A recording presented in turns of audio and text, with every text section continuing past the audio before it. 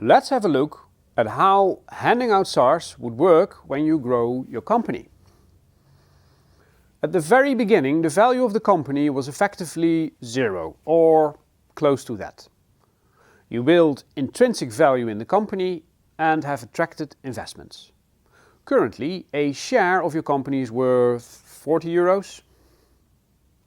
An employee starts working at your company just after the first funding round, where the price per share was thus valued at 20 euros. However, the value of 20 euros was not created by that employee.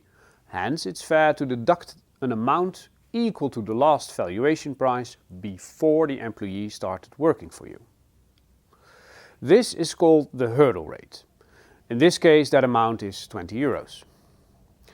And value created after the employee starts working can more or less be directly attributed to that employee.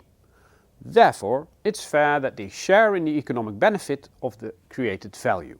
In this example, 10 euros. When employees leave, you can argue that they contributed to the established value of the company upon leaving, but not after that. There you can introduce a cap value at the next investing round. Cap values should be incentives for employees to remain longer. As an example, when the same employee leaves, the share was worth 40 euros.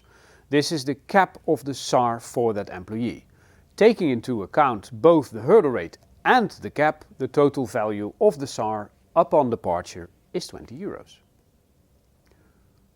With the introduction of hurdle rates and caps, you can give the value per SAR to which the employee actually contributed.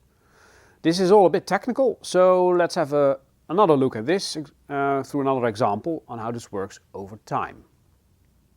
We start at zero value. After 1 year, you get your first investment and the share price is set to 20 euros. Any SARs at that point in time would also be worth 20 euros.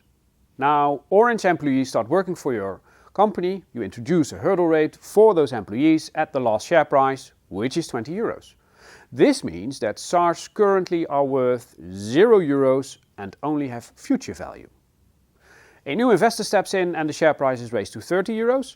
Hence, now the SARs that your employees have a right to are now valued at 10 euros.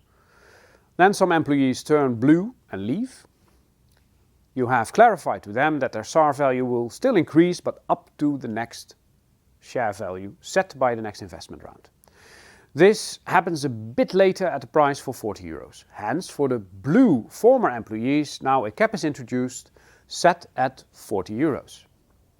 Finally, you sell the company at a share price of 60 euros. This means that the people who left get the max 40 euros minus the hurdle rate of 20, so they get 20 euros.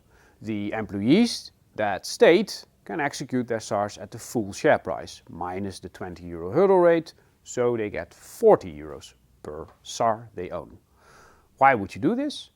The obvious answer is that it limits the cash out to the SAR holders on exit of the company, leaving more returns to other shareholders.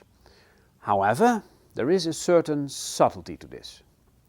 An additional advantage to this is that the hurdle rate also prevents the current shares decreasing in value. To illustrate this, take this extreme example. Your company is valued at 15 million euros. You have a total of 1 million shares. Hence, the share value is 15 euros per share.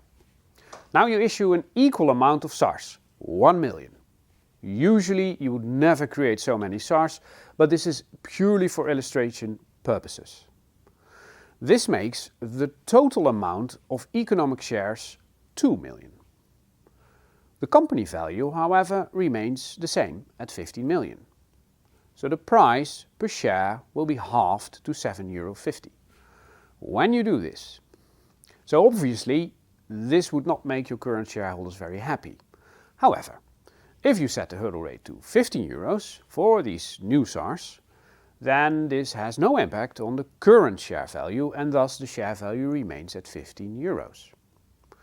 Note that the cap in this example is rather extreme. A kinder option is to allow the company to pay off SARs after the employee leaves at the moment of their choosing, the company's choosing, at the share price which then is current. This results either in faster payment on the SARs or later payment, most likely at a higher share price.